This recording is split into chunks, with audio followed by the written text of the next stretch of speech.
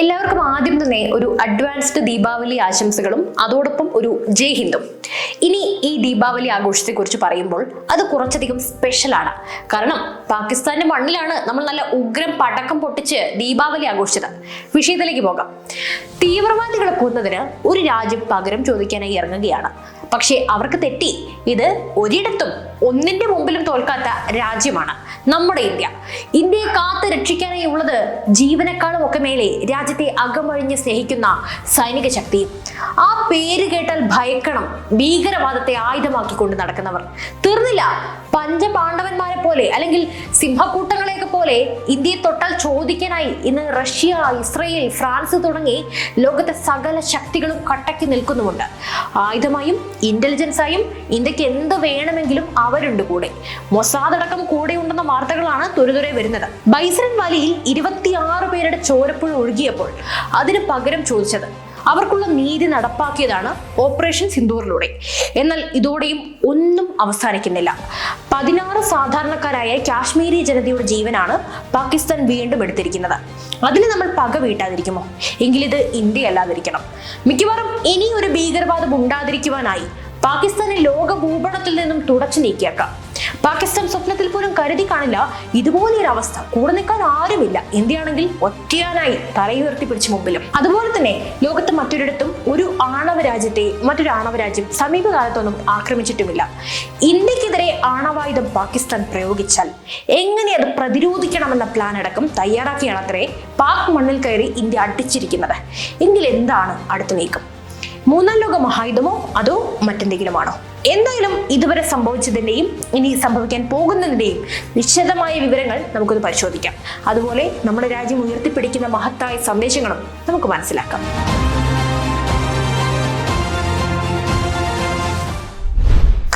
14 ദിവസം ഇന്ത്യ കാത്തിരുന്നു പഹൽഗാമിൽ സംഭവിച്ചതിനെ തുടർന്ന് പാകിസ്ഥാൻ എന്ത് നടപടി സ്വീകരിക്കുമെന്നറിയാൻ.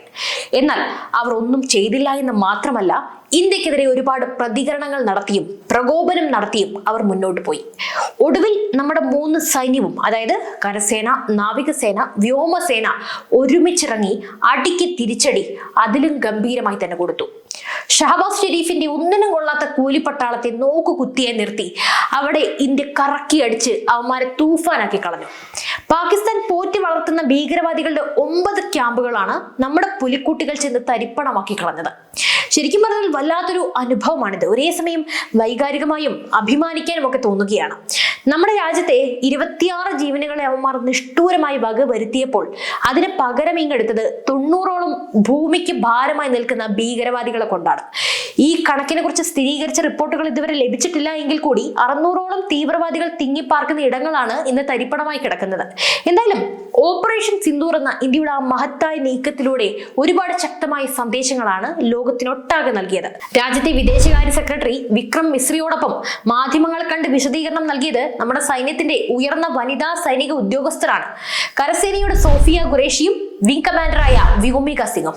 സത്യം പറയാമല്ലോ, എന്തൊരു അഭിമാനം തോന്നുന്ന നിമിഷമായിരുന്നു അതല്ലേ.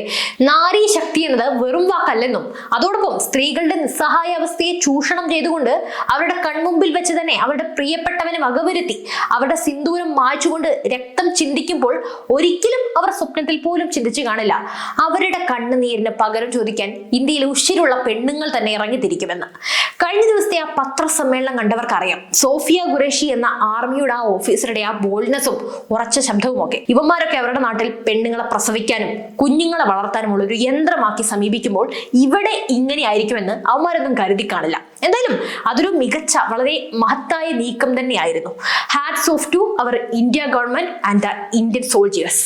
ഇനി അടുത്ത വിഷയം, എങ്ങനെയാണ് ഓപ്പറേഷൻ സിന്ദൂർ നടത്തിയത്? അത് നമുക്കൊന്ന് വിശദമായി തന്നെ മനസ്സിലാക്കാം. ഇന്ത്യൻ മണ്ണിൽ നിന്നുകൊണ്ട് 3 സൈന്യവും കൈകോർത്ത് കൃത്യമായ ലക്ഷ്യം വെച്ച് പാകിസ്ഥാന്റെ അങ്ങും ഇങ്ങുമായി തമ്പടിച്ചിരിക്കുന്ന ഭീകരവാദ ക്യാമ്പുകളാണ് ഈ ഓപ്പറേഷനിലൂടെ ഇന്ത്യ തകർത്ത് തരിപ്പണമാക്കിയിരിക്കുന്നത്. നിങ്ങളെ തീർക്കാനായി ഞങ്ങൾക്കിതാ ഇവിടെ ഇരുന്നു കൊണ്ട് തന്നെ സാധിക്കുമെന്ന താക്കീത് കൂടി ഓപ്പറേഷൻ സിന്ദൂർ മുഴക്കുകയാണ്. മാത്രവുമല്ല, പാകിസ്ഥാനെ പോലെ ഒരിക്കൽ പോലും ഇന്ത്യ ഇവിടുത്തെ സിവിലിയന്മാരെ ഒന്നും ഇതിലൂടെ ഉന്നമിട്ടിട്ടില്ല. അതുപോലെ തന്നെ സൈനികരെ ആക്രമണത്തിന് വേണ്ട ആയുധങ്ങൾ പോലും തിരഞ്ഞെടുത്തത് സാധാരണക്കാരെ ഇത് ബാധിക്കാതിരിക്കാനാണ്. അതീവ സൂക്ഷ്മതയോടെ പാക് ഭീകര കേന്ദ്രങ്ങൾ മാത്രം ലക്ഷ്യമിട്ടുകൊണ്ടായിരുന്നു ആക്രമണം നടത്തിയത്. ഇനി പാകിസ്ഥാന്റെ ഭാഗത്തു നിന്നും ഏതെങ്കിലും രീതിയിലുള്ള പ്രകോപനം ഉണ്ടായാൽ അതിനും കനത്ത തിരിച്ചടി നൽകുമെന്നും അതിനുള്ള എല്ലാ തയ്യാറെടുപ്പുകളും സേന നടത്തിയിട്ടുണ്ടെന്നും ഓപ്പറേഷൻ സിന്ദൂറിനെ കുറിച്ച് വിശദീകരിക്കുന്നതിനിടെ കേണൽ സോഫിയ ഖുറേഷിയും വിംഗ് കമാൻഡറായ വ്യോമിക സിംഗും വ്യക്തമാക്കി കഴിഞ്ഞു. തിരിച്ചടി എങ്ങനെ വേണമെന്ന് ചർച്ച ചെയ്യാനായി പലതവണയാണ് വിവിധ സേനാ മേധാവിമാരുമായി പ്രധാനമന്ത്രി ഉൾപ്പെടെയുള്ളവർ കൂടിക്കാഴ്ച നടത്തിയത്. പ്രധാനമന്ത്രിയുടെ അധ്യക്ഷതയിൽ നേരത്തെ ഡൽഹിയിൽ ചേർന്ന ഉന്നതതല യോഗത്തിൽ തിരിച്ചടിക്കാൻ സൈന്യത്തിന് പൂർണ്ണ സ്വാതന്ത്ര്യവും നൽകിക്കഴിഞ്ഞു. തിരിച്ചടിയുടെ രീതിയും ലക്ഷ്യവും സമയവും സൈന്യത്തിന് തീരുമാനിക്കുമെന്നും പ്രധാനമന്ത്രി വ്യക്തമാക്കിയിരുന്നു. ഇതിനു പിന്നാലെ വ്യോമ കരസേനാ മേധാവിമാർ, ദേശീയ സുരക്ഷാ ഉപദേഷ്ടാവ് അജിത് ഡോവൽ തുടങ്ങിയവരുമായും പ്രധാനമന്ത്രിയുമായി നിർണായക കൂടിക്കാഴ്ചകളും നടത്തിയിരുന്നു. അതുപോലെ തന്നെ ഇടത്തോട്ട് ഇൻഡിക്കേറ്ററുടെ ശേഷം അപ്രതീക്ഷിതമായ സമയത്ത് വലത്തേക്ക് നീക്കം നടത്തുകയെന്ന തന്ത്രമായിരുന്നു നരേന്ദ്രമോദി ഇവിടെ വീണ്ടും പയറ്റിയത്. അപ്രതീക്ഷിത സമയത്ത് പാകിസ്ഥാനെ വിറപ്പിച്ച ഒരു തിരിച്ചടി എന്ന് തന്നെ ഇതിനെ പറയാം. 2019 ബാലാക്കോട്ട് ആക്രമണത്തിനും ഇതേ പാതയിലൂടെ തന്നെയാണ് മോദി സഞ്ചരിച്ചത്. ഒരിക്കൽ സംഭവിച്ചാൽ അത് ആകസ്മികം എന്ന് പറയാമെങ്കിലും രണ്ടാം തവണയും അത് തന്നെ സംഭവിക്കുമ്പോൾ അതിനെ തന്ത്രമെന്ന് തന്നെ വിശേഷിപ്പിക്കാം. ഇരു ആക്രമണങ്ങൾക്കും മുമ്പുള്ള തയ്യാറെടുപ്പുകൾ തമ്മിലുള്ള സാമ്യതകൾ ഇതാണ് സൂചിപ്പിക്കുന്നത്. പ്രധാനമന്ത്രി മോദിയുടെ ബാലാക്കോട്ടിന് മുമ്പുള്ള പെരുമാറ്റത്തിൽ നിന്ന് പഠിക്കാതിരുന്നതിൽ ഇപ്പോൾ പാകിസ്ഥാൻ സ്വയം കുറ്റപ്പെടുത്തുന്നുമുണ്ടാകാം. കൂടാതെ ഇന്ത്യൻ രഹസ്യാന്വേഷണ ഏജൻസിയായ റോ ഉൾപ്പെടെയുള്ള ഇന്റലിജൻസ് സംവിധാനങ്ങൾ നടത്തിയ കൃത്യമായ നിരീക്ഷണത്തിലാണ് പാകിസ്ഥാനിലെ ഭീകര കേന്ദ്രങ്ങൾ ഇന്ത്യ കണ്ടെത്തിയത്. ബുധനാഴ്ച പുലർച്ചെ 1 മണിയോടെ പഹൽഗാം ഭീകരാക്രമണത്തിന് തിരിച്ചടിയായി ഇന്ത്യൻ സേനകൾ തിരഞ്ഞെടുത്തതും പാകിസ്ഥാനിലെ ഈ ഭീകര കേന്ദ്രങ്ങളായിരുന്നു. പാക് ഭീകര സംഘടനകളായ ജെയ്ഷെ മുഹമ്മദ്, ലഷ്കർ എ തൊയ്ബ, ഹിസ്ബുൾ മുജാഹിദ്ദീൻ എന്നിവയുടെ പ്രധാന ക്യാമ്പുകളായ 9 കേന്ദ്രങ്ങളാണ് ഇന്ത്യൻ സേനകൾ ലക്ഷ്യമിട്ടത്.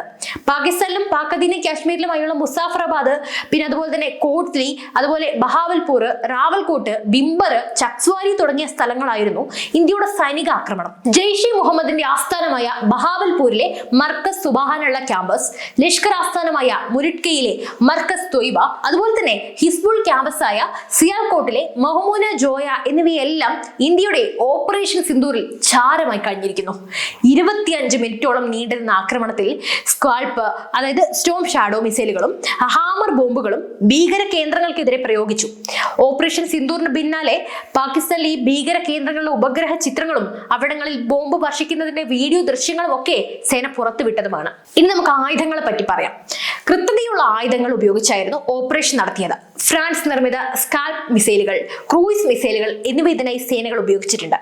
9 കേന്ദ്രങ്ങളിലായി 24 മിസൈലുകളാണ് ഒരേ സമയം ഇന്ത്യ വർഷിച്ചത്. ഇതോടെ കനത്ത ആഘാതമാണ് ഭീകരർക്കുണ്ടായത്. കൂടുതൽ നാശനഷ്ടം ഉണ്ടാക്കിയത് റഫാലിൽ നിന്ന് പോയ സ്കാൽപ് മിസൈലുകളായിരുന്നു. ആകാശത്ത് നിന്ന് കരയിലെ ലക്ഷ്യത്തിലേക്ക് തൊടുക്കുന്ന മിസൈൽ ദൂരപരിധി 300 kilometre SCALP air to ground cruise missile. ഒരു വിമാനത്തിന് 2 സ്കാൽപ് മിസൈലുകൾ വഹിക്കാം. ഇറാഖിൽ ഭീകര സംഘടനയായ IS ക്യാമ്പുകളിൽ മുമ്പ് റഫാലിലെ സ്കാൽപ് മിസൈലുകൾ ഉപയോഗിച്ച് ഫ്രാൻസ് ആക്രമണം നടത്തിയിട്ടുണ്ട്. ഇതേ മാതൃക തന്നെയായിരുന്നു പാകിസ്ഥാനെ ലക്ഷ്യമിട്ടുള്ള ഇന്ത്യൻ പോരാട്ടത്തിലും ഉണ്ടായത്. അത്യാധുനിക റഡാർ റഫാൽ യുദ്ധവിമാനത്തിന്റെ കരുത്താണ് ഇത് കാണിക്കുന്നത്. ശത്രുസേനയുടെ റഡാറുകൾ നിശ്ചലമാക്കാനുള്ള സംവിധാനം പോലുമുണ്ട്. ലഡാക്ക് പോലെ ഉയർന്ന മേഖലകളിൽ നിന്ന് ടേക്ക് ഓഫ് ചെയ്യുന്നതിനുള്ള എഞ്ചിൻ കരുത്തും ഈ വിമാനത്തിനുണ്ട്. ശത്രുസേനയുടെ മിസൈലുകൾ വഴിതിരിച്ചു വിടാനുള്ള സാങ്കേതിക വിദ്യ പോലും ഇതിനുണ്ട്.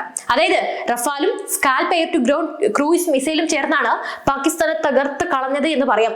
ഇതിനൊപ്പം കരസേനയും മിസൈലുകൾ വർഷിച്ചതായി സൂചനയുണ്ട്. എന്തായാലും പാതിരായ്ക്ക് സൂര്യൻ ഉദിച്ച പ്രതീതിയായിരുന്നു ഇന്ന് പുലർച്ചെ പാകിസ്ഥാനിൽ ഉണ്ടായിരുന്നത്.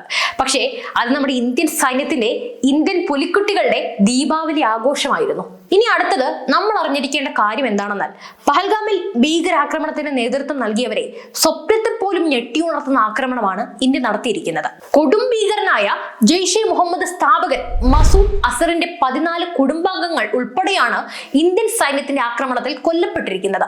സാധാരണക്കാരായ പാവപ്പെട്ട ഇന്ത്യയിലെ ജനങ്ങളെ കൊന്നൊടുക്കാൻ ചാവേറുകളെ പറഞ്ഞു വിട്ട മസൂദ് അസറിന് ഈ ജീവിതത്തിൽ കിട്ടാവുന്നതിൽ വെച്ച് ഏറ്റവും വലിയ പ്രഹരമാണിത്. കണ്ണീരിന്റെ വില ഇപ്പോൾ മസൂദ് അസർ അറിഞ്ഞു കാണും. ചുരുങ്ങിയത് 100 ഭീകരരെങ്കിലും കൊല്ലപ്പെട്ടിട്ടുണ്ട് എന്നാണ് പുറത്തു വരുന്ന വിവരം. എന്നാൽ ഇതിലും എത്രയോ ഇരട്ടി പേർ കൊല്ലപ്പെട്ടതായിട്ടാണ് ചില മാധ്യമങ്ങൾ റിപ്പോർട്ട് ചെയ്യുന്നത്. പ്രകോപനം തുടർന്നാൽ ഇനിയും ഇതിലും ശക്തമായി തിരിച്ചടിക്കുമെന്നും ഇന്ത്യ വ്യക്തമാക്കിയിട്ടുമുണ്ട്. ഇന്ത്യയുടെ ഓപ്പറേഷൻ സിന്ദൂറിന് മറുപടി നൽകാൻ സൈന്യത്തിന് പാക് സർക്കാർ നിർദ്ദേശം നൽകിയതായും സംഘർഷം വ്യാപിപ്പിക്കുന്നതിന്റെ സൂചനയാണ്. ഇന്ത്യ പാകിസ്ഥാനിലെ ഭീകര താവളങ്ങൾ ലക്ഷ്യമിട്ടാണ് ആക്രമണം നടത്തിയത്. ഇക്കാര്യം ലോക രാജ്യങ്ങളെ ബോധ്യപ്പെടുത്താനും ഇന്ത്യക്ക് സാധിച്ചിട്ടുമുണ്ട്. അതുകൊണ്ടുകൂടിയാണ് ചൈനയ്ക്കും തുർക്കിക്കും പാകിസ്ഥാന് വേണ്ടി ശക്തമായി രംഗത്തിറക്കാൻ പറ്റാതിരുന്നത്. പാകിസ്ഥാനെ തിരിച്ചാക്രമിക്കാൻ ഇന്ത്യയിൽ ഭീകര താവളങ്ങളുമില്ല. അതുകൊണ്ട് തന്നെ അവർ ആക്രമിക്കുകയാണെങ്കിൽ സൈനികരെയും സാധാരണക്കാരെയുമാണ് ആക്രമിക്കുക. ഇത്തരം ഏത് നീക്കവും പാകിസ്ഥാന്റെ അടിവേര് തകർക്കാൻ കാരണമാകും. തുറന്ന യുദ്ധത്തിലേക്ക് ഇന്ത്യ നീങ്ങിയാൽ പാകിസ്ഥാൻ പല കഷ്ണങ്ങളായിട്ടാണ് മാറുക. അതാകട്ടെ വ്യക്തവുമാണ്. ഇന്ത്യ പാക് യുദ്ധം മുന്നിൽ കണ്ടുള്ള സകല തയ്യാറെടുപ്പുകളും ഇന്ത്യ ഇതിനോടകം തന്നെ പൂർത്തിയാക്കി കഴിഞ്ഞിട്ടുമുണ്ട്. ഇനി യുദ്ധം വേണമോ എന്ന് തീരുമാനിക്കേണ്ടത് പാകിസ്ഥാൻ മാത്രമാണ്. ഇന്ത്യക്ക് എല്ലാ സഹായവും വാഗ്ദാനം ചെയ്ത് പ്രധാന ആയുധ വിതരണക്കാരായ റഷ്യയും ഫ്രാൻസും രംഗത്ത് വന്നു കഴിഞ്ഞു. റഷ്യയുടെ ഇടപെടൽ ചൈനയെയും പ്രതിരോധത്തിലാക്കുന്നതാണ്. പാകിസ്ഥാൻ എന്ന തല്ലിപ്പൊളി രാഷ്ട്രത്തിന് വേണ്ടി ലോകശക്തിയായ റഷ്യയുമായി പിണങ്ങാൻ ചൈന എന്തായാലും ആഗ്രഹിക്കില്ല. എന്തായാലും ഇന്ത്യ പഴയ ഇന്ത്യ അല്ലെന്നതും ഇന്ത്യക്ക് ഇന്ന് ലോക രാജ്യങ്ങളിലുള്ള സ്വാധീനം എന്നതും ആദ്യം തിരിച്ചറിയേണ്ടിയിരിക്കുന്നത് പാകിസ്ഥാനാണ്. ലോകത്തെ ഒരു രാജ്യത്തിന്റെയും പിന്തുണയില്ലാതെ തന്നെ പാകിസ്ഥാനെ തരിപ്പണമാക്കാനുള്ള ആയുധക്കരുത്തും ടെക്നോളജിയും ഇന്ന് നമ്മുടെ ഇന്ത്യക്കുണ്ട്. അതിന്റെ സാമ്പിൾ മാത്രമാണ് ഇപ്പോൾ ലോകം കണ്ടിരിക്കുന്നത്. ഇനി കാണാനിരിക്കുന്നത് ഇതിനും എത്രയോ മീതിയാണ്. അതാകട്ടെ ഒരു യാഥാർത്ഥ്യവുമാണ്. എന്തായാലും നമ്മുടെ ഇന്ത്യയുടെ തിരിച്ചടിയെക്കുറിച്ചുള്ള നിങ്ങളുടെ അഭിപ്രായങ്ങൾ തീർച്ചയായും രേഖപ്പെടുത്തൂ. പുതിയൊരു വീഡിയോയുമായി വീണ്ടും എത്തും വരെ നന്ദി.